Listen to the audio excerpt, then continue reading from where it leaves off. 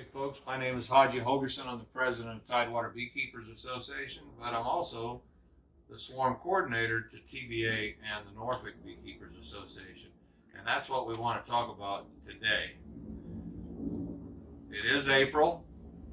Swarm season for our area is basically the middle of April to the end of June. Even though I've seen swarms as early as February and as late as November. But typically, most of them are going to be between April and June. That's when, a swarm is nature's way of multiplying her colonies, okay? They divide, and the existing queen and about half of the colony exits the hive. The queen will land on a branch.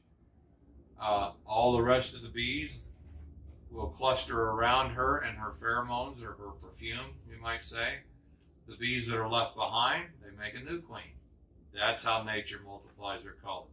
So swarming is a natural evolution. It's something that we do also as beekeepers by doing manual swarms in the form of splits when we split our hives.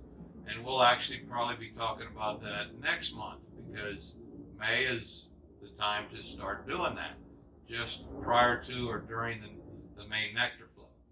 But anyway, we're talking today about natural swarms, and when they swarm, it's usually because they get overcrowded and overheated. Because what do we do in the fall? We break our hives down to as just as small an area as they need to spend the winter.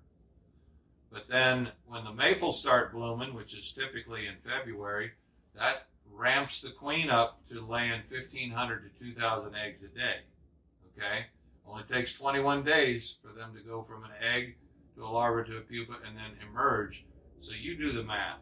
It doesn't take very long if you don't expand your colony in the spring like you're supposed to, for them to get overcrowded. When they get overcrowded, they get overheated, and that's what motivates them to swarm.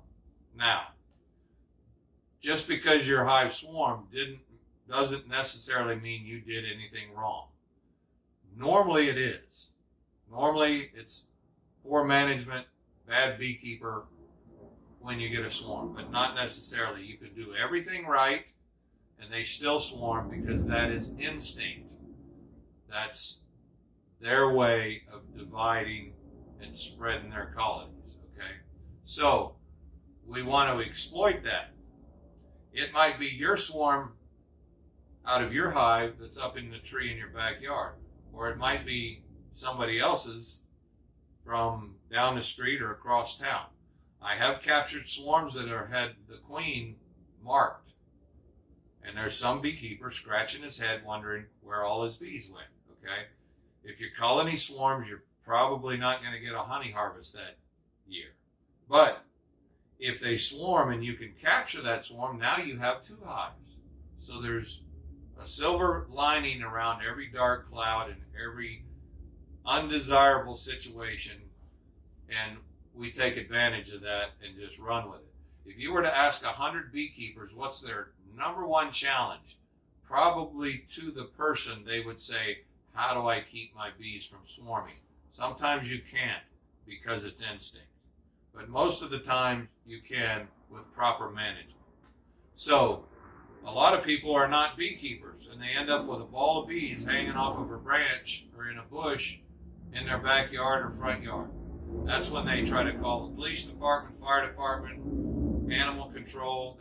They go on a website, they Google swarms or bee removal, whatever.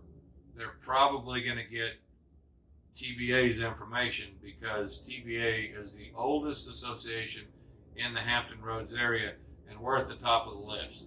When you got thousands of bees flying around in your backyard, you just want somebody there as soon as you can get there. So when you find swarm removal on our website, you don't even get my name. You get my highlighted phone number. Who cares what my name is? We'll worry about, all that stuff later. Just take the bees away, because they're they're normally in a semi-panic situation, okay?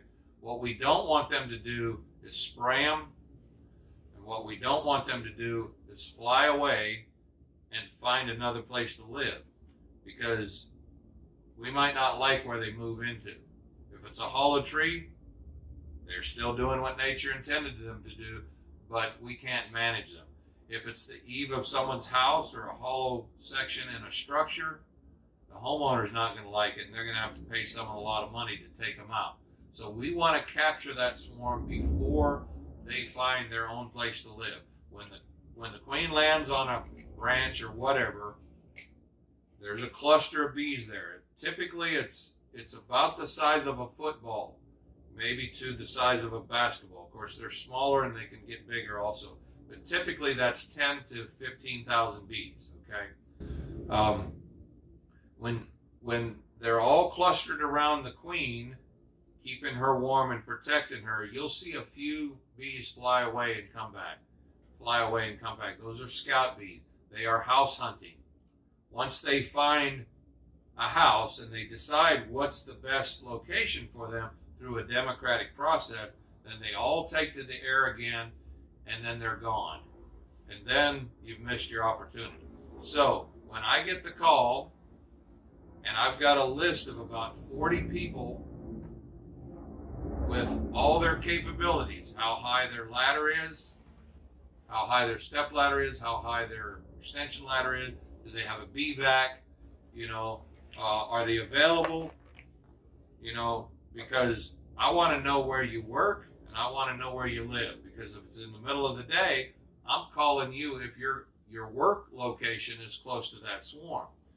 But if you live across town and it's the middle of the day, unless I know you're at work, I'm going to call you at your house when the swarm is near you, because we want to get people out there as soon as possible. That's the number one thing I'm looking for. Who can get there the quickest that has the capabilities of capturing that swarm? So sometimes a swarm is 2 feet off the ground. Don't need a ladder, nice and easy. Sometimes they're 60 feet in the air. Sometimes they're so high up that you're not getting them. All you can do is wave at them. But sometimes it requires us climbing a ladder, even using a lift. We've had people that have fallen off of ladders because the ladder was on a uneven terrain and they fell. They didn't get hurt. But I'm telling you, there's no amount of free bees that is worth getting hurt over or getting killed over, okay? It can be a dangerous evolution, and that's why we want experience, okay? The requirement for TBA now, unlike in the past, is that you have to have captured at least one swarm. You have to be at least that experienced, because we're dealing with the public, and you are representing Tidewater Beekeepers Association.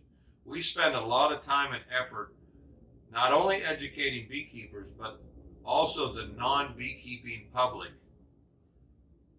because we don't want them to start spraying bees. We want them to be educated and know that this is not a danger.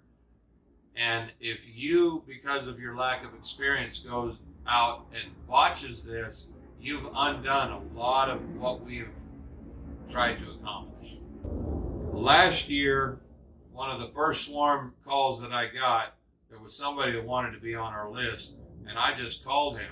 We went out together. I helped him catch the swarm. He put it in his own hive.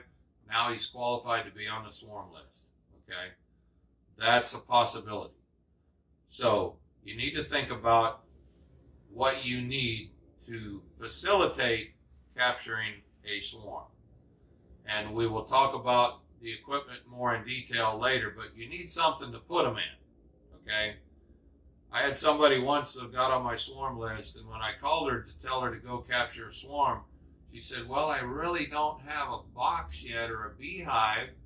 I'm like, what are you doing on my swarm list, okay? That we want to avoid, all right? So sometimes the bees are on the end of a branch that's as big as your finger. You can't lean an extension ladder on that branch in that situation. That's why it's good to have an extension ladder, because they're a lot taller, they're a lot longer. But sometimes an extension ladder is worthless. You need a freestanding step ladder or an A-frame ladder so you can get up underneath them.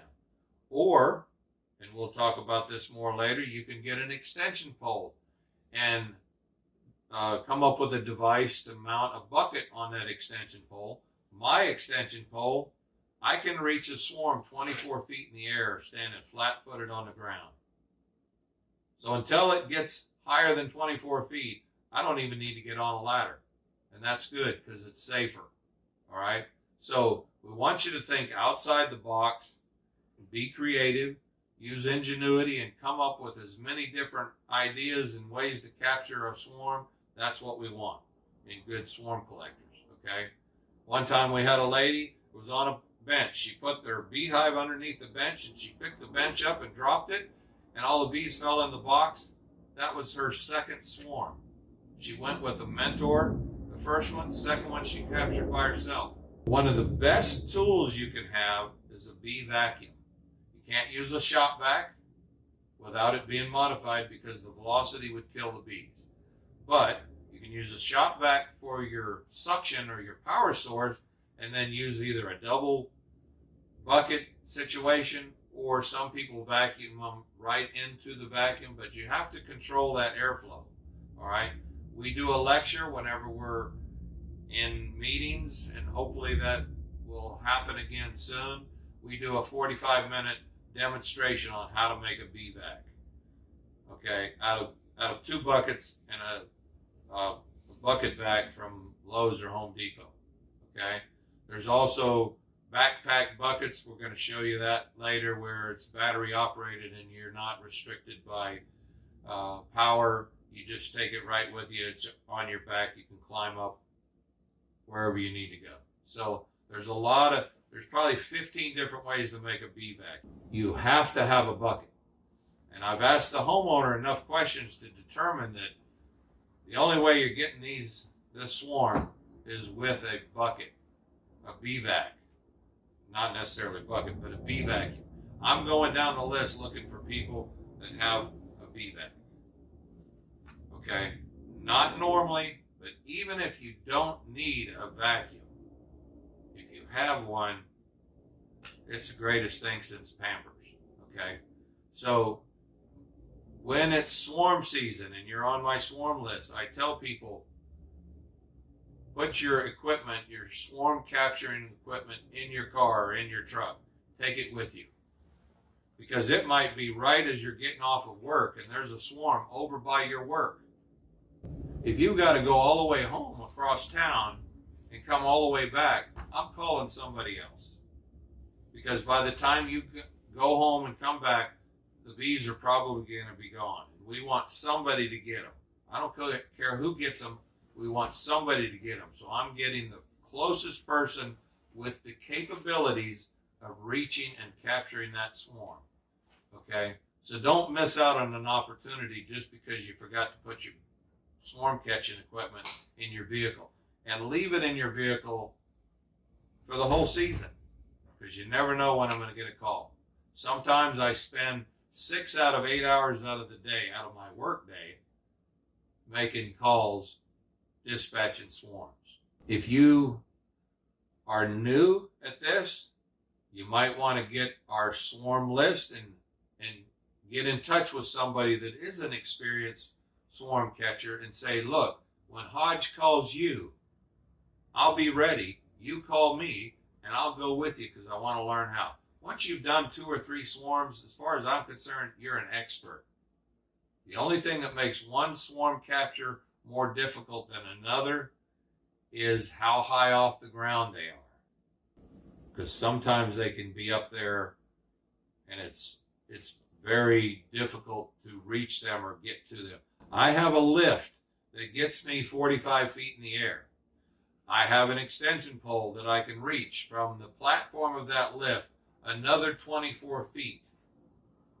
And one of our members had his hive swarm, and I was still, with the lift and the bucket on a pole, extension pole, I was still 10 feet too short. Okay? So I really thought no bees were safe for me, but the bees were laughing at me, and all I could do was wave at them. So a swarm is not the best way to populate an empty beehive with bees. In my opinion, a nuke is, a nucleus hive is. But what makes a swarm better than a nuke, in one aspect anyway, is that swarm's ability to draw out wax. And they can produce as much drawn comb in 3 days as your normal colony can in 3 weeks. That's what's so great about a swarm. The reason a swarm is not better than a nuke overall is you don't know how old the queen is. You don't know the history of that group of bees. You don't know if they're diseased or pests that are a problem with them. You have no history unless they came out of your hive, or unless they came out of a beekeeper's hive and he said, hey, if you capture them, you can have them. Okay? But normally you don't know where those bees came from. So, but they are free. It's one of the, this is the only critter in the world that does this, that swarms like this, okay? It's one of the coolest phenomena in nature. If you're a beekeeper, at least once in your life, you need to go capture a swarm just for the experience.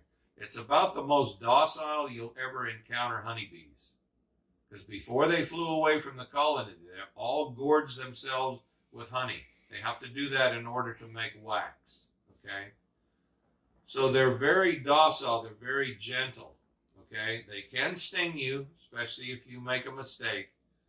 But the main reason they're so docile is because honeybees are very good at defending their home and their family. When they're hanging on that branch, that's not their home. That's just temporary. They're looking for a home.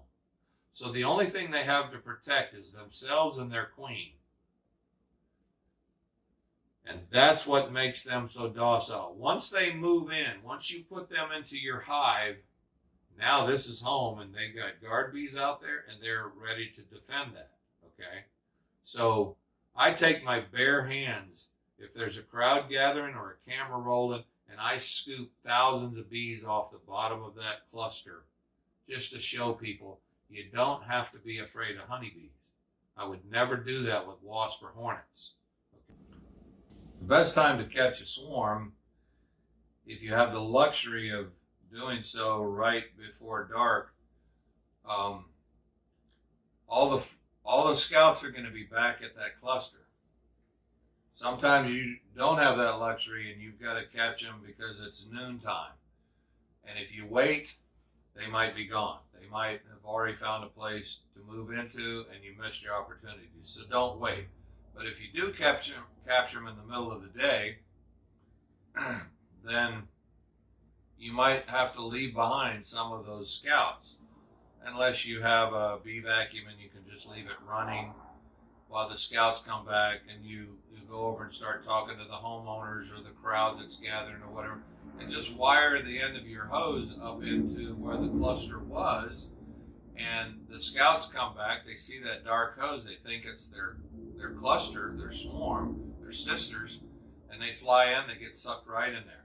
And 15, 20 minutes later, all the scouts, there's no more scouts coming back because you've gotten them all. So that's one thing you can do if you've got the time. A lot of people just snatch and grab, and they're like, okay, the ones I leave behind, they'll find something else to do or drift off into another hive or whatever. For the most part, the people that call us to come and get these, they're a little uneasy about tomorrow there's still a small cluster of bees there. They want to call me back up again, and they want me to have you come back out and get these 50 bees that are left. I have done that before, especially if there's like 1,000 bees. That's how many scouts that were out, and then they came back. I've come back after dark and got the rest of them. But if it's not significant, you have to figure out if that's worth it or not. Otherwise, you might have to explain to the homeowners that they'll just dissipate or drift off in a few days, 2 or 3 days. You won't see them anymore. But when you put your bees and you get them home and you put them in a hive, there's nothing more depressing after you went to all that effort of capturing the swarm. You took a risk because it might have been dangerous. And then by noon tomorrow, they're gone. They absconded. They're up in a tree, or they're gone completely. You come home from work, you don't even get the opportunity to see the swarm that you put in that box up in a tree so you can recapture them, because they've already found another place to live, and they didn't appreciate your hospitality. The only guaranteed way of keeping that swarm in the box that you put them in, keeping them from absconding. A swarm is a swarm. Absconding is when they all leave, okay? So the only way to guarantee that they will stay in that box is to put which has already been mentioned, put an open frame of brood from another hive.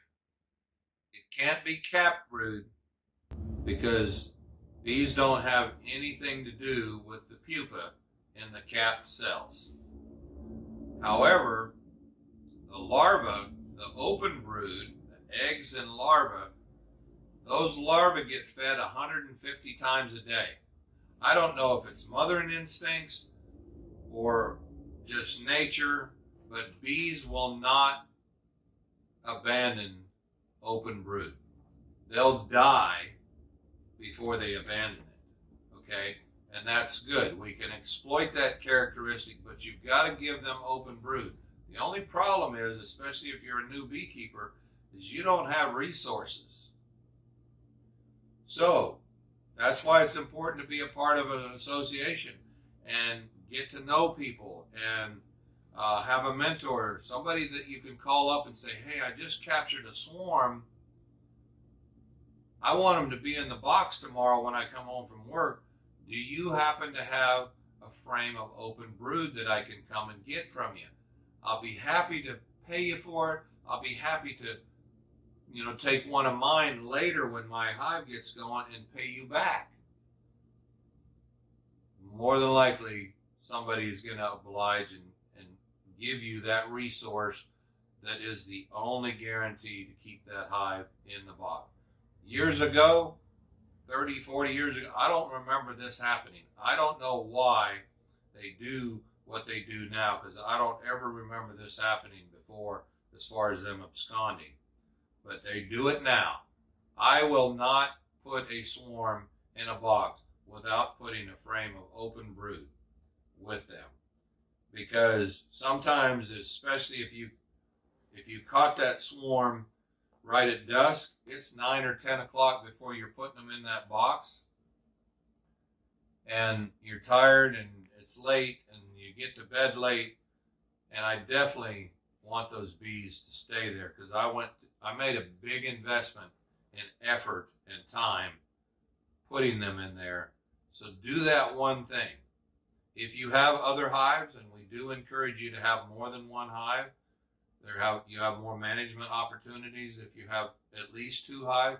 But if you have another hive with resources, be sure you do that. Hopefully they're not weak, because you really don't want to take a frame of open brood from a weak hive. But do what you have to do and make sure the bees don't fly up into the trees or fly away the next.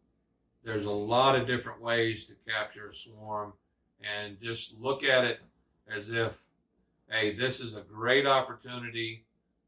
These are incredible critters, one of the most fascinating critters on the face of the earth, and the only critter that does what they do when they multiply and divide by swarming. The one thing you don't want to do, and I'm a huge proponent of smoke.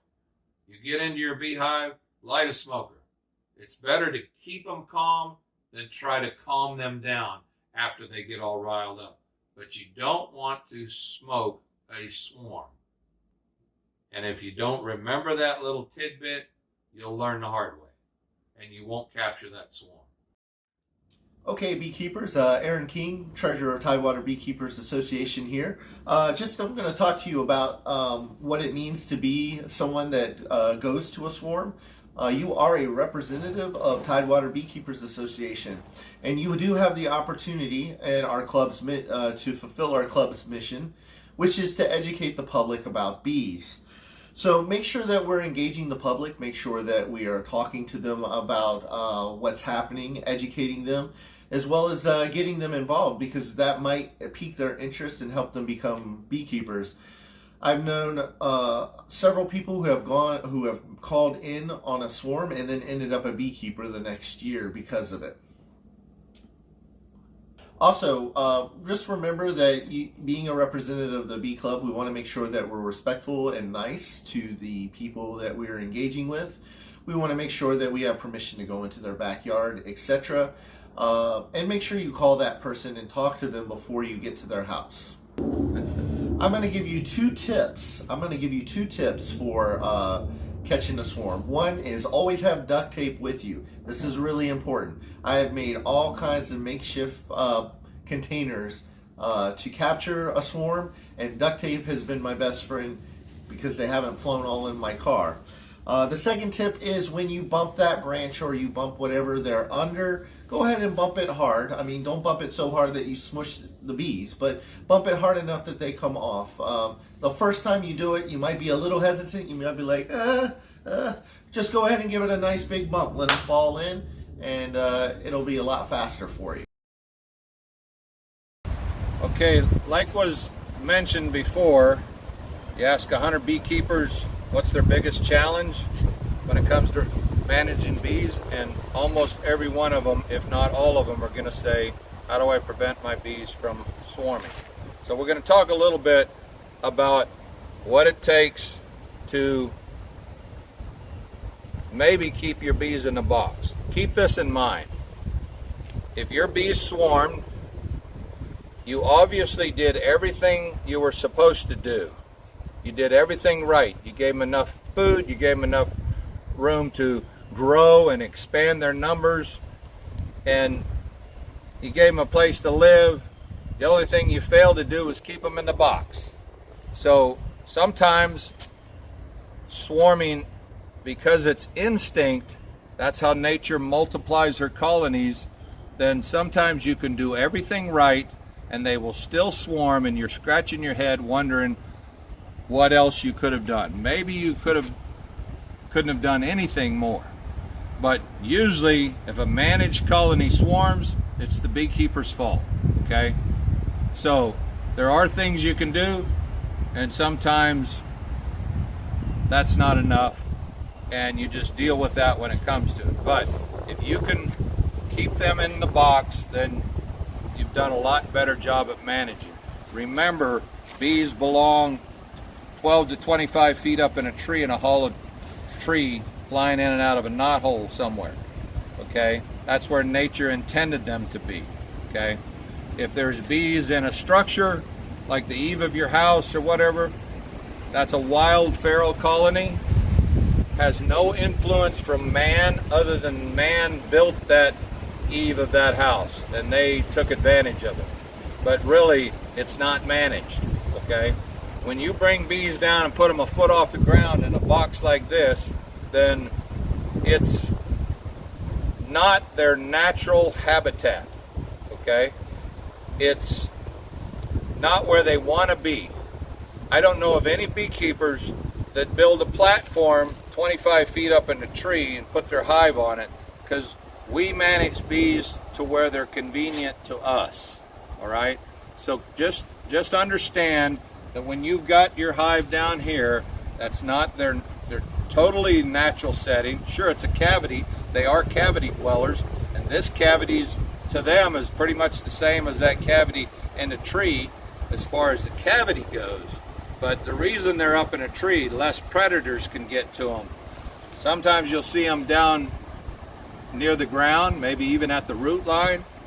Not likely, but you do see them that way because that was the only thing that was available. So they will be down that low, but they like to be up there.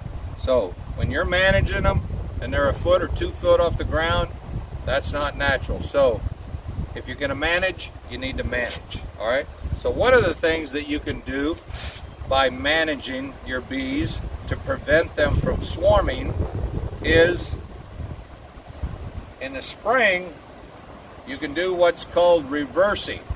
Now, let me back up just a minute.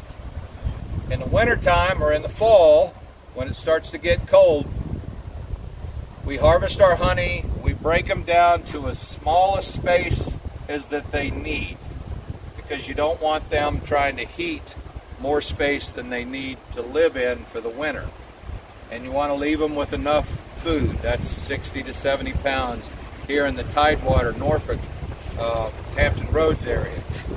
But when you go to put them away for winter, you want that cluster to be as low in the colony as possible. All right, that's in the bottom of the box. So you don't want them having to heat all winter long a space that's bigger than they need. So you break them down into the smallest area that they need, leave them with enough honey. Usually that's in the top box, maybe on the sides, but this is where the cluster starts the winter. And then throughout the winter, they gradually move north. It's instinctive for them to move north and south before they move east and west. Sometimes they will move up and leave the honey on the sides untouched because they want to move up. You don't want them up in the top of the top box in January because they still got some winter left to go, you know, especially the beginning of January.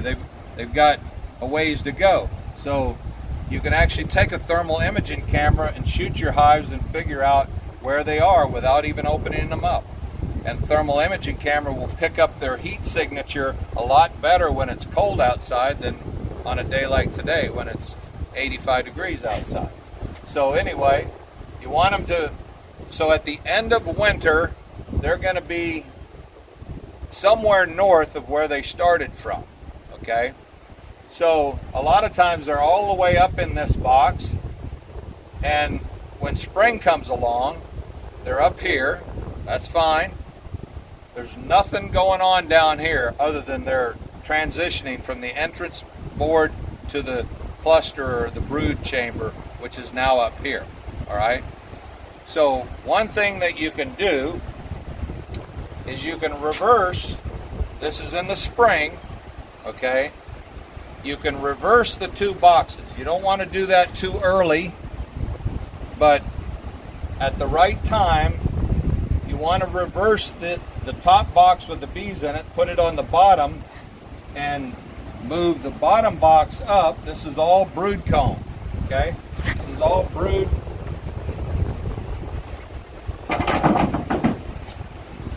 Empty brood combs right down here. There might be some honey and stuff that they left behind when they moved up, but you would take this box off, put the empty box on top, and the brood will be down on the bottom. What you've just done is you've expanded her brood chamber up. She wants to move up with her egg laying. So some people say, well, some people don't do this. You don't have to do it. I personally do it if the situation is right. Some people say, well, when they're in a tree, no one goes out there and turns the tree upside down, and that's true. Remember, a tree is their natural setting. This is not. So if you're going to manage. And this is one thing you can do to manage them in such a way that might help prevent them from swarming. Because if she can't move up anymore, she might think she's crowded even though she's got this whole empty box down below. I believe given time they would move down below. Okay? But why not help them out? Why not help her with her natural tendencies to move up by just reversing it. This is an empty box. There's nothing happening there. So go ahead and take this one, put it on top, put the cluster down in the bottom like you did going into the winter, and then now you've expanded her brood chamber above her. Okay? So if you do that, that could help with them not thinking they're crowded. Remember, they swarm because they get overheated. When they get overheated, they think they're crowded even if they're not. And that's what causes bees to swarm, is being overcrowded and overheated. And we'll talk more in a minute about overheating, okay? So, there's one thing that you need to remember. So, write it down if you have to. Re-review this training if you have to, because this is a mistake. And remember how I said there's not one right way to manage bees, but there are some wrong things we want to prevent you from doing. This is one of those wrong things. If you go out in the spring and you inspect your hive and their cluster is right here in the middle, it's not down in this box completely, and it's not up in this box completely, it just happens to be right here. That's not a bad thing, but do not reverse in that situation, okay? Because with the cluster being here, the top of this box is empty with no brood, no bees, no warmth. The bottom of this box is, or the bottom of these frames, nothing. If you reverse the two when they're right here, then you've just separated that brood chamber, okay? You've just separated and done this, and now there's a gap in between them. And early in the spring, we have temperature swings of 40 degrees in a day, from the hottest temperature of the day till the coolest at night. It gets down into the 20s in February and March, okay? So you do not want to separate that brood chamber, because the bees will not abandon that brood and they will die trying to keep it warm. And you're going to have brood chill and dead bees. And you're not a friend to your bees, okay? So do not reverse a colony where the brood is in the middle of the two boxes, okay? If you happen to have 3 boxes, maybe your triple mediums, or you happen to have 3 boxes, there might be nothing in the bottom box, and then they might be in the second and third box. Okay, fine. Move the second and third box down to number 1 and 2 and put the empty bottom box up on top. You're okay to do that, but don't separate that brood chamber if they're right here, okay? Remember that. Let's say while you're doing your hive inspection, and it's maybe a little further into spring, or maybe it might be in the dead of summer, it might be in August, whatever. A queen cup is a little button cell that they build, and they do that just to be prepared, kind of like the Boy Scout motto, be prepared. They build some of those just to be ready, because they're resourceful, all right? So if you see a half a dozen or so, or a couple on this frame, or a few here and there, no big deal. That's natural. Don't cut them out. Don't do any of that silly stuff, okay? Because that's what they're just going to build them again, all right? So leave them alone. However, if you do an inspection, and so the difference between a queen cup and a queen cell is a cup is just a little rounded start of a cell. Once she lays an egg in it, it becomes a queen cell, and then the bees will draw that out, and it'll have a vertical attitude instead of the worker bees and the drone bees are all in horizontally, and it'll hang down and look like a big peanut, okay? So if you start to see a whole bunch of queen cups, I mean like a couple dozen, then it might already be too late. They might have already turned the corner and are planning to swarm, even though you don't see an egg in those cups. I always look at the cups, make sure there's not an egg in there. Okay, good. Oh, there's another one. Look for an egg. No egg. Good. Okay? But if you see a whole bunch of queen cups, even if they don't have eggs in them, they might have already turned the corner and they might be planning to swarm. There's nothing that you can do about that at that point. Well, there is, but it's very difficult and very labor intensive. And that's for another lecture. But keep in mind, or just be aware that if you've got a couple dozen queen cups, then that could mean that they are about to start building queen cells and preparing to swarm, and you need to keep an eye on that.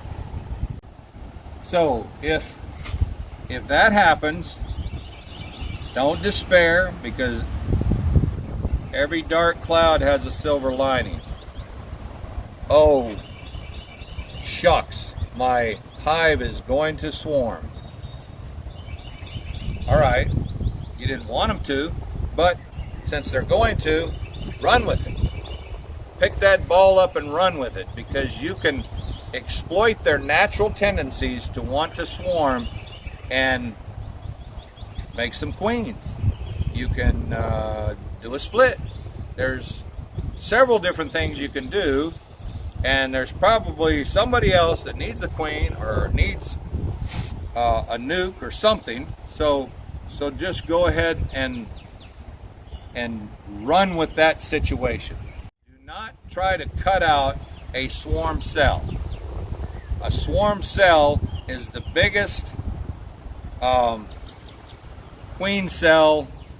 The bigger queen cells are going to be swarm cells. There's three different types of queen cells: swarm cells, supersedure cells, and emergency cells. Okay, swarm cells and supersedure cells are a planned evolution. They never change the queen's diet. And for those of you that don't know, a queen grows into a queen instead of a worker because she is fed royal jelly the whole time, whereas the worker, they change their diet from royal jelly after first 4 days of the larval stage, and they change it to bee's bread, which is nectar and pollen. Okay, so that's what makes a queen grow into a queen. She comes from the same fertilized egg as the worker.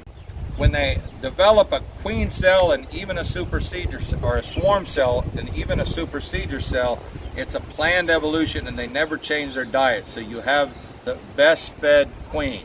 And they're going to be the biggest honkers that your hive can ever produce. An emergency cell is the bees are like, uh-oh, what happened to our queen? Shucks, all of a sudden we're queenless. We need to do something with her genetics before it's too late. They only have a very small window of opportunity to do that. And they do that, and sometimes they can produce a queen from a larva that's 1, 2, 3, or 4 day old larva, but yet they change their diet between day 2 and day 3. So if they make a queen out of a 3 and a 4 day old larva, it's going to be a runty queen. And you don't want runty queens propagating your next generation of bees. So anyway, a little bit of biology there, but know that this is how it works. Never cut out a swarm cell. Call me. I'll come and get that. If anybody tells you that will keep them from swarming, they don't know what they're talking about. They will still make more, and as long as they have genetics from that queen, who isn't probably even left this hive yet, because she doesn't leave and the colony doesn't swarm until just before those queens are ready to emerge. So they can keep making swarm cells till the cows come home. Okay? Don't cut out a swarm cell. All right? Go to the next step and exploit that situation. All right. So, remember how I said temperature, if they're overheated, they feel like they're overcrowded. They might be overcrowded, but then they might not be overcrowded. But they can feel like they're overcrowded when they get overheated. And here's the scenario, especially when it gets warmer, to where you got 85 degrees in the day but then it only cools down to maybe the mid to upper 70s, maybe 80 or the low 80s at night. The coolest it gets is 78, for example. During the day, a large percentage of the colony is out foraging. So they're not producing heat, adding to this hot box, adding to that brood chamber, which is at about 94 degrees, okay? When they come back in the evening, or in the late afternoon or evening, and they're not leaving again, if they go inside and up in on the frames, then they're adding to that heat. And that could cause the colony to feel that it's overheated and overcrowded. So what they will do is they will beard out on the front. They'll be all over the front here. Sometimes they'll be hanging down below. I've seen them hanging down off the landing board and the entrance board into the grass. That's just bearding. We call it bearding, okay? And that's what they do when it gets too warm in the evenings, all right? Another thing that you can do to help prevent swarming is use something called a slatted rack. It's not a must-have thing. It's not an essential piece of woodenware or equipment. I bet you can't guess why it's called a slatted rack. But let me give you a hint. It has slatted racks, okay? If you've got a 10 frame hive, there's 10 slats. If you're one of these people that take one frame out and then space them a little bit, so there's only 9 in a 10 frame box, they have slatted racks with 9 slats. They make them with 8 slats for an 8 frame box.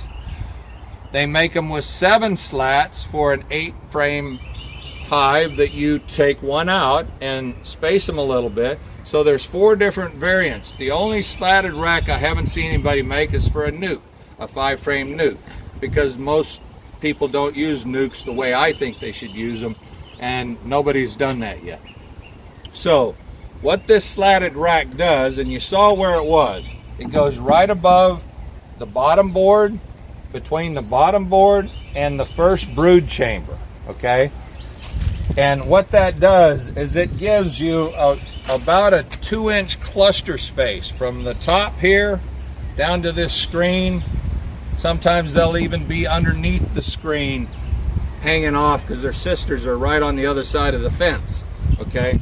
But what this does is it gives them a cluster space to where they don't have to get up on the frames where all the brood is. Or they don't even have to go outside and beard. I've taken a frame, a hive or a colony apart at night, and you pull this up and it's like a sandwich, a 3-inch thick sandwich of bees. It's amazing, just thick in here. I can't imagine what this would do to the temperature of the colony if all those bees were up here on these frames, okay? And you might even see a reduction in bearding, or a combination of bearding and slatted rack, okay? If you notice, the slats go up. See that? This is the down underside. So the slats are up. This little board right here goes to the front of the hive. Usually there'll be a stamp on here that says this end up. Okay, they don't leave anything to chance. But some people don't know if it goes to the rear or goes to the front. This goes up, this toward the front, up and to the front, okay? So this has been around for about 100 years, so it must work. Somebody came up with this idea 100 years ago, so there must be something to it because they're still selling them. That's because I'm still buying them, all right? You can use that if you want. You don't have to. I recommend that, but it's not a bare minimum essential piece of your woodenware and your colony, okay?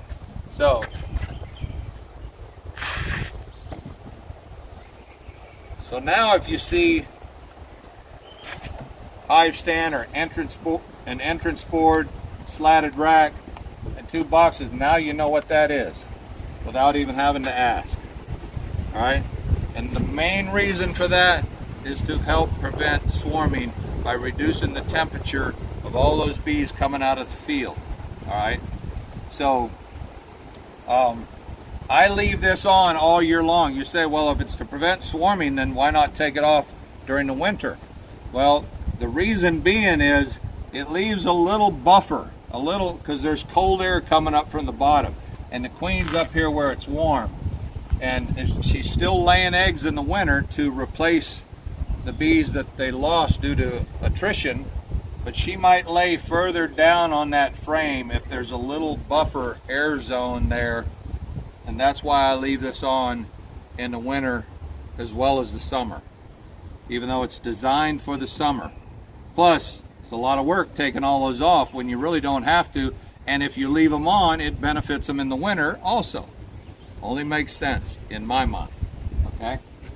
So, swarm prevention. Only you can prevent swarms, if anybody's going to. We're going to talk about some of the equipment that you need to help you collect a swarm, okay? And as you can see, I bet you can't guess what one of the main pieces of equipment there is, but there's 3 of them in the background, okay? These 2 are extension ladders. This is a step ladder, okay? Or an A-frame freestanding ladder.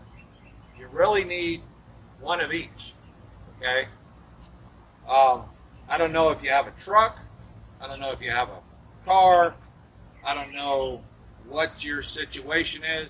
You can actually collect a swarm without having a ladder, but if I call you and it's 20 feet up in the air, then I'm going to have to go to somebody else because you don't have a ladder. But if I call you and it's 2 feet off the ground in a bush, well then, hey, no problem. So it's just up to you as far as how capable you want to be and how ready you want to be. Because remember, when I go looking for somebody, after I get a call from the homeowner that has 10 to 15,000 bees hanging off a branch in her backyard, and she's in a semi-panic mode, and all she wants is the bees to be gone, okay? And we're going to do that as quick as possible, because if we don't, they're going to find their own place to live, and they won't be there when we get there. So the first and foremost is who's closest. Who's closest, ready, and available with the capabilities I need. I've already asked that lady, how big is the cluster? Usually the size of a football to the size of a basketball. That's 10 to 15,000 bees. All right. The next question I ask her is how high up they are. If she says down here, no problem. If she says they're up there in the tree, one thing I've found is people aren't very good at judging sizes of clusters of bees, because this is the first time they've seen this situation, this many bees. Some people say, oh, there's several hundred of them. Well, probably a few more than that. Some people will say there's millions. Well, probably a few less than that. Somewhere in between hundreds and millions, to the tune of about 10 to 15,000. I've had a swarm right here in my own backyard or my own pasture that was 41,000 bees, okay? And I've seen them with about 500 bees. With the queen, you could fit them in a pint jar, okay? And they could take off and build a full-size hive if you manage them properly.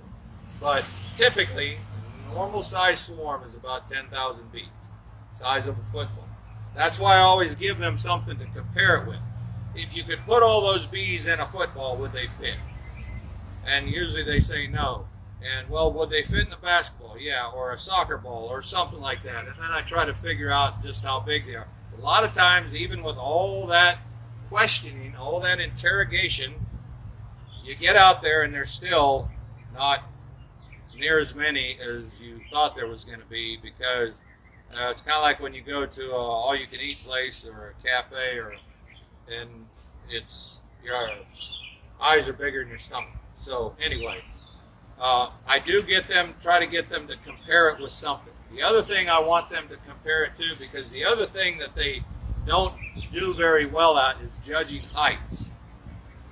Unless they're a contractor or somebody that works outside, and you know, even if you work outside, you might not be any good at judging distances or heights. So what I ask them is, you got a 1-story or 2-story? All right, where's the bees? If you've got a 2-story house, are they up at the ridge of your house? Are they down at the eaves? I try to figure out how high they are, because they're usually always higher than they say. Okay, so I'm going down the list and I'm trying to find somebody with the ladder and the capabilities to reach that high, because if I send you out there and you can't reach them, it's a waste of your time, waste of the homeowners, and my time. I'd rather send the person out there that is going to be capable of collecting this swarm.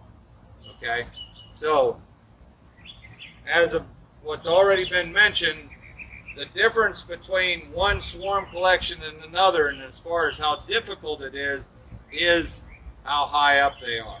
Usually, I've seen people put A-frame ladders like this on top of the roof and still can't reach them, because the swarm happened to be right up over the roof. Okay, I've seen people take ladders like this and use an extension pole with a bucket on it.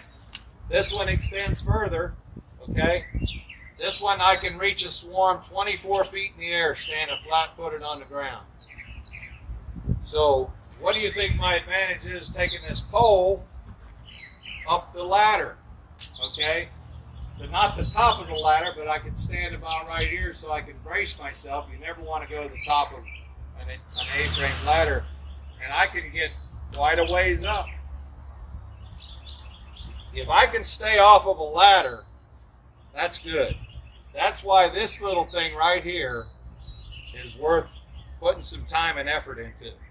It's a regular paint pole. You get it at Lowe's or Home Depot. I got the longest one, and you can put a bucket on it. This is a modification to where as you bring them down, it doesn't dump the bees out. Very clever. My partner Jim Venable designed this. He actually took a commercial paint roller, modified it, took some marine epoxy and glued it into the bucket. That's a whole lot better than my other bucket, which is just a socket on the bottom of the bucket. When I went like this, I tipped the bucket over. I would have to stand it up next to my tailgate and get up in my truck and lower the extension, okay, so I wouldn't dump the bees out. All right. There is a member of Norfolk Beekeepers who doesn't have a truck. He has a car. So he takes 2-inch PVC pipes, puts couplings on the end of each one, on each end of it, and then they're 5 feet sections of pipe, and he can get there and just piece the pieces together for as long as he needs. Then he hooks his bee vacuum to one end, and he just vacuums out of the tree. That works. Think outside the box. Let your imagination carry you away. Let the sky be the limit. And think about things that are going to make you a better swarm collector and a better beekeeper. All right? So that's just one of them. Try to stay off of a ladder. We've had people who put a ladder like this, a step ladder, on an uneven surface, and it tipped over. Okay? Speaking of safety things on a ladder, an extension ladder reaches further up. You have to have one of each, because if the cluster or the swarm is on a branch that's big enough to support the weight of the ladder and you, no problem. But a lot of times they're out on the end of a branch, and the branch is as big around as your finger. It's not going to support your weight in that ladder. That's why you have to have an A-frame step ladder so you can get underneath it, and it has to be freestanding. Okay? But these ladders, this is a tall ladder. You won't usually see a step ladder that's 10 feet tall. I can reach 8 feet. That's a 10-foot tall ladder. It's hard to carry around. I always carry an 8-foot step ladder because I have an 8-foot bed in my truck, and I always carry this extension ladder, which is a 16-footer, and it'll crunch down to about 8 feet, so that's perfect. During bee season, I carry those two ladders with me all the time. All right? So this is very lightweight, and it's very easy to maneuver and handle. That's a 24-footer. There's 40-footers. You don't want to be messing with a 40-footer because you'll bust again. All right? So when it comes to an extension ladder, it has feet on them, little pads with rubber on them. Okay? You don't put the rubber down unless you're on concrete or asphalt. And I don't know if I'd even do it on asphalt. Okay? Because asphalt is, the jagged prongs on the feet can dig into asphalt. But this is something you want to think about. Concrete, maybe asphalt. The only time you put the rubber pad down, you flip it up to where the prongs dig down into the dirt. And then when you step on it to make sure it doesn't, that it's stable, and they dig into the ground, now it's not going anywhere. Okay? So that's a safety thing. We've said it before, there's no amount of free bees that's worth getting hurt over or worth dying for. Okay? There's another thing that you can do. I wish everybody had one of these. There's a picture of it. It's a lift. It's kind of a towable man lift with an articulating arm, and the one I have will get me 45 feet in the air with 2 fingers. Okay? Keeps me off of a ladder. It's stable, and it's the best investment you can make if you can justify it to your significant other. Okay? I don't think swarm collecting is a big enough reason to spend the money that they require, but certainly if you can justify it, do it, because it'll make your life easier. But anyway, this is basically what you're going to deal with. You probably won't even have an A-frame ladder that's this tall, but you do need to have some kind of A-frame ladder. If you can make it to where you don't even have to get on a ladder, great, but be prepared. If you want to capture swarms, most of them are going to require a ladder. Okay? Now, other equipment that you need besides the bee vacuum that we'll talk about in a minute, have you a pair of lopping shears. Usually one of the questions I ask the homeowners if they're in a tree or a bush, can they cut the bush? Can they cut the branch? Because that's easy. You cut that branch, take the whole branch, all the bees, trim off the part that sticks out, put the whole branch and everything right down in a bucket, and take them away. Okay? I'll do that. But I try to ask that question before you go there and do some landscape pruning for them. Be sure you ask them again and make sure it's okay if you can cut it. A lot of times all you need is a pair of pruning shears, a little hand pruning shear, because that's all the bigger the branch is. Okay? Sometimes you need something that'll cut, 1.5 inches, 2 inches. It's called a lopping shears. And or you could get something like this, which is a combination. Lopping shears, it'll cut a branch this big, okay?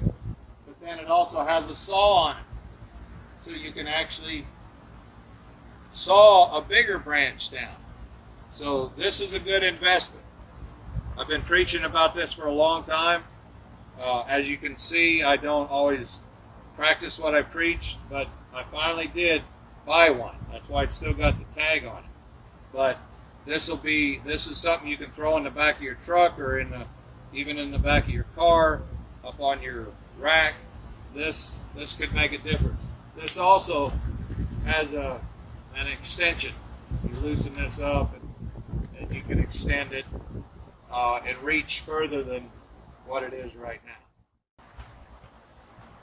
If they don't let you cut the branch, or don't want you to cut the branch, I got one out of a peach orchard one time. He said, "Cheryl, we got to prune these things 5 times a year. Help yourself." Okay, but that is not always going to be the case. So, but be prepared. How much space does it take up? Be ready, because if you're ready and you never have to use it, then great. If you have to use it and you're not ready, then you're going to be kicking yourself, because I'm calling the next person on the list. All right, now we're going to talk about a very important piece of equipment. It's not essential, meaning you don't have to have one, but sometimes when I go down my list looking for somebody, I'm looking for somebody with a bee vacuum. You can't use a regular shop vac because the velocity will kill the bees. But you can take a shop vac and modify it to where you can control the airflow, and then you've got yourself a bee vac. There's 10 different ways to make a bee vac, okay? Once again, think outside the box. Use a little ingenuity for those of you that are a part engine, and make sure that it works for you. If it doesn't work after you've spent 3 days making it, then make some adjustments, modify it, whatever, okay? I've seen shop vacs made out of 10 frame deep boxes. Well, there's advantage to that. Great, you got all your bees in a 10 frame box already, but try going up that ladder or that ladder with a 10 frame box on your shoulder. Not practical, so it doesn't work for me, okay? Some vacuums vacuum the bees right into the vacuum. Not mine. I don't like that, but they make them. They do work. If you have one like that and it has a little deflector thing on it, cut that deflector off, because you're going to slam those bees into that and kill every one of them. All right? So I use a double bucket and then a bucket vac. I got the weakest vacuum I could find. And normally I don't even have to control the airflow. That's how weak it is, okay? But I don't suck bees into the vacuum. That's just my power source, okay? So the vacuum hose goes from the vacuum to the bucket, the double bucket, okay?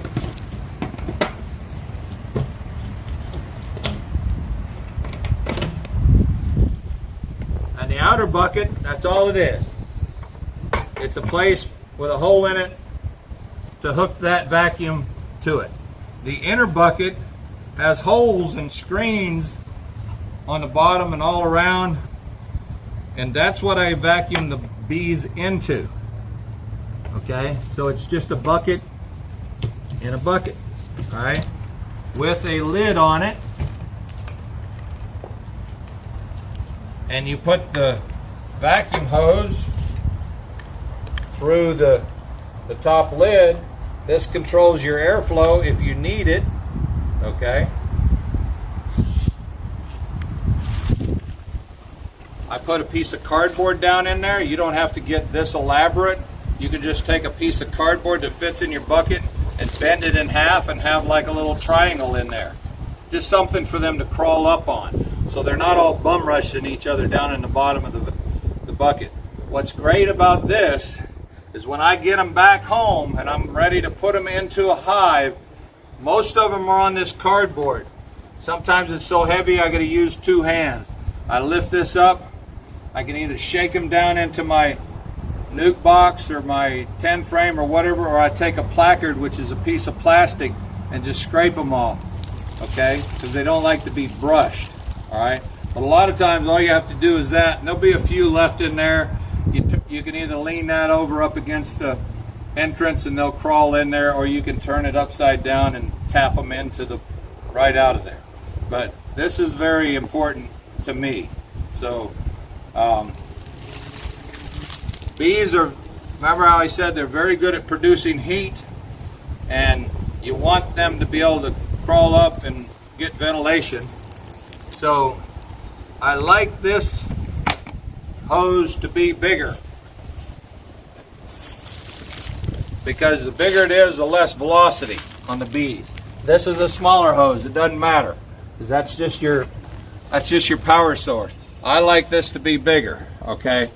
You figure out what works best for you and the bees, all right? You really want to adjust the suction, the amount of suction, to where it barely kind of move your hair around on your arm, or depending on what they're landing on, if they're on a brick wall or on a real rough bark of a tree, you might need more suction than if they're just on a piece of wood, okay? But you figure that out. You'll know your velocity is too high if your bees look like they just stung somebody and they got a little rupture out of the business end, okay? And that's bad.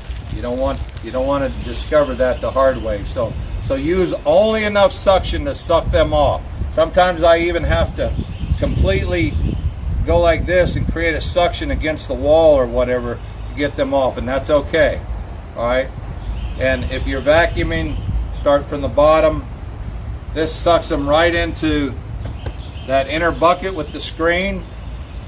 And then when you're done, the great thing about a vacuum is you can tie this up into the trees where the cluster was, and you can stand back and do some training for the crowd that's gathering or the homeowner, okay?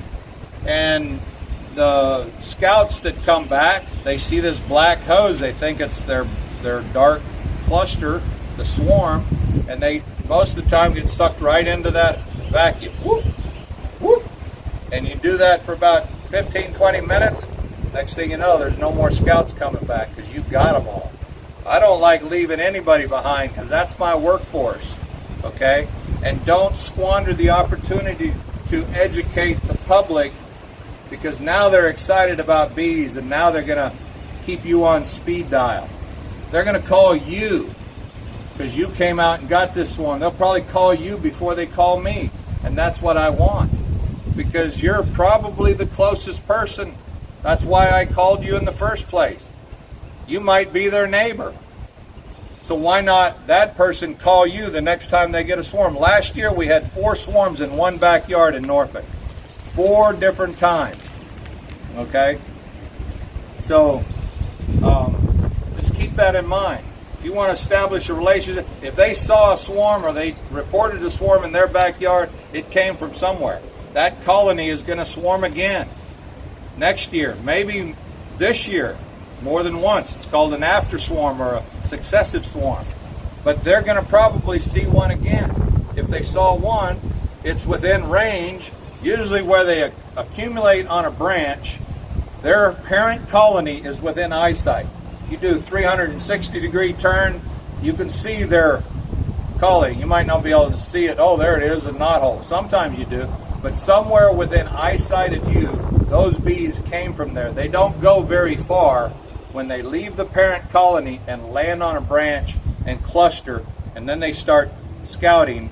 They might go a long way to the home that they found, but they don't go very far when they leave the hive and land on a branch. That big old fat queen, she's probably huffing and puffing, and it's all she can do to make it to that branch in the first place, because she's got a big old abdomen full of eggs. That's why they put her on a diet and restrict her egg laying to trim her down so she can fly and keep up with them, okay? So, speaking of which, when we're talking about swarms, how to prevent swarms, this and that, well, this is also how to recognize swarms. If you've got bees bailing out of your hive, that's just like a lemming migration. They're just coming out like you wouldn't believe. You know that's a swarm. And then they swirl around like a big black tornado, and usually when you step outside, you hear them before you see them, okay? Even the people that call me, that's what they report. They hear them before they see them, okay? So if you see that happening with your hive, you know your hive is swarming. Now, if they go up into a branch close,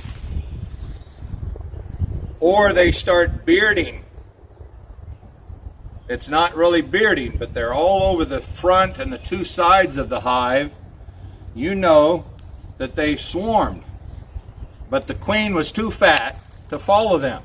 So she just crawled out of the hive, and they all just swarmed on the outside of the hive, or maybe underneath on the bottom screen. Okay, I've seen them swarm even up between the inner cover and the outer cover when I used to prop my outer cover up with a twig. I don't do that anymore, but I've seen them swarm in there. And on the same hive, they were up there. There was the original colony, and there was another swarm underneath on the screen. There was 3 different colonies on one hive, okay?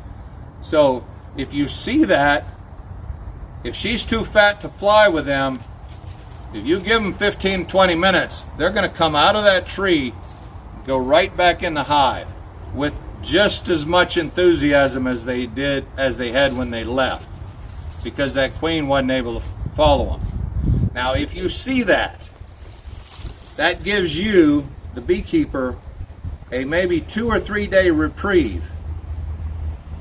And now you have an opportunity to do what you should have already done, what you should have already known about, but maybe you didn't know what you're looking at, or maybe you didn't inspect your hives like you should have, and they developed queen cells, and you've got a big time frame of opportunity to realize your hive's going to swarm before they actually swarm in the form of queen cells. Okay, it takes 18 days for a queen to get developed, and probably most of the time, not always, but most of the time, they're going to swarm maybe the day they swarm, those queens emerge, maybe a couple days before. Every now and then you'll see them, they swarm 2 weeks before the queens emerge, okay, but not normally. Normally, the day they swarm, that afternoon or the next day, there's queens emerging. So I can look at a swarm. If there's not a queen in there, I can tell that they're queenless, and I just wait, because it's loosely packed and it's kind of jiggly and it's kind of like sloppy jello, and if I wait, they'll go right back in the hive. And then they trim the queen down, restrict her egg laying, kind of put her on a diet again until she can lose a couple more grams so she can keep up.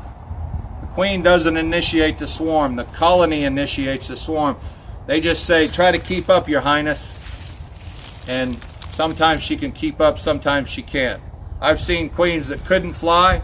They do this. They try to, and they just end up hopping, okay? And then they go back in the hive because they're hopping when they're on the edge of the colony that they came out of. So don't confuse bearding because it's hot with a swarm that has a queen that's too fat to fly. Don't confuse the two. Because if you go out there with your bee vacuum and you're all fired up and you try to vacuum up that beard, you're going to be disappointed because there won't be a queen with it. But if you don't recognize this as a swarm with a queen that couldn't fly, and you confuse that with bearding, then you're not going to have a 3-day reprieve because you didn't take the warning signs and you didn't get in there and split your hive before you lost them. Okay? When you split your hive, that's a swarm. I call it a manual swarm. Okay? You're doing the exact same thing that they would do all by themselves. The only difference is you don't lose your bees. And the only difference is, instead of having a box half full of bees, now you got two hives and you didn't lose them because you didn't get home from work soon enough to realize they're up in the tree. I've seen swarms when they leave the hive and they land on a branch. I've seen them hang around for 45 minutes, and I've seen them hang around for 3 days. Usually 3 days. It has something to do with weather. It's either too cold or rainy and they can't scout and find a place to live. But I've seen them only hang around for 45 minutes. And then when they take to the air the second time, they're moving in wherever they decided to move into. And if you don't get them before that, they're probably gone. You're not going to be able to, it's not likely that you're going to be able to follow them, because they go across backyards and fences and barking, biting dogs, and you have to go around. So that's why I'm trying to call the closest person to that swarm and the first available person with the capabilities to capture that swarm. I don't care who gets the bees. I don't care if it's another club, as long as somebody captures those bees, so we don't have to contend with them being in the eave of somebody's house, because I'll get that phone call too, or we don't have to contend with them being up in a tree where we can't manage them. They're still pollinating, still doing what nature intended them to do, but if they get disease or pest up in that hollow tree, we can't help them. Beekeepers like to think that they need our help, even though they don't. They've been around for 65 million years and we haven't. So anyway, that's the reason there's urgency with a swarm. Once they've already moved into the eave of your house or your hollow part of your structure, there's no urgency. They're not going anywhere, usually. So, but with a swarm, it's urgent. The best time to capture a swarm is right about this time of the day, where the shadows are getting long and they're probably not going to leave. But by 9 or 10 o'clock the next morning, more than likely they're going to leave. So you need to make that decision. Do you go get them tonight, or do you get them in the morning before they leave? That's a decision you have to make. Personally, I'm getting them tonight, because as soon as the sun comes up, they're foraging. They're already leaving, or they're scouting, excuse me. They're already scouting, and now you're going to have to capture those scouts that come back. If you get them at night, just before dark or even after dark, now you get them all. You've got a captive audience. The only problem with that puts you putting them in a box in your backyard, maybe at 9 or 10 o'clock at night. Because later on in the summer, it don't get dark until after 9 o'clock. So that's a decision that you have to make. Sometimes if you're not willing to go get them that night, I'm going to find somebody else who is. There's a lot of people that will stop what they're doing, even on a Friday night, and go capture a swarm, because that's a priority to them, not taking the wife out to dinner. We can do that Saturday night after we already got my bees put to bed. Okay? So, be ready. Have your stuff with you. Be ready when I call. Have it with you, so if you're at work and there's a swarm near your work, you can get it right then when you get off of work. You don't have to drive all the way home and then come back, because then they might be gone. And that's why we ask you for where do you work, where do you live. 2 different locations. So capture 1 swarm, you get on the list, you might be the first one I call.